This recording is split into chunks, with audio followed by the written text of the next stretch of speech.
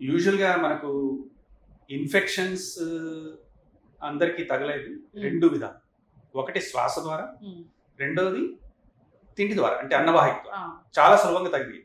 Otherwise వేరే వాటి మీద ఏంటి కాంటాక్ట్ ఇన్ఫెక్షన్, అంటే ఒకరి నుంచి ఒకరికి చర్మం తగలడం వలన వచ్చేవి ఇన్ఫెక్షన్ కానీ, లేదన్నా ఏదైనా ఘాటు కానీ దెబ్బ తగిలి రక్తం ఒకరి నుంచి ఇంకోటి తగలడం కానీ, ఇలాంటి ఇన్ఫెక్షన్స్ అనేది చాలా రిమోట్.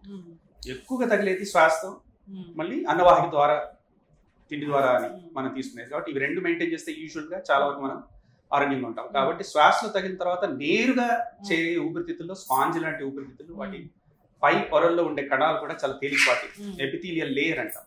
అది చాలా యూజువల్గా త్వరగా వైరస్ ని క్యాచ్ చేసే అవకాశం ఉంటుంది.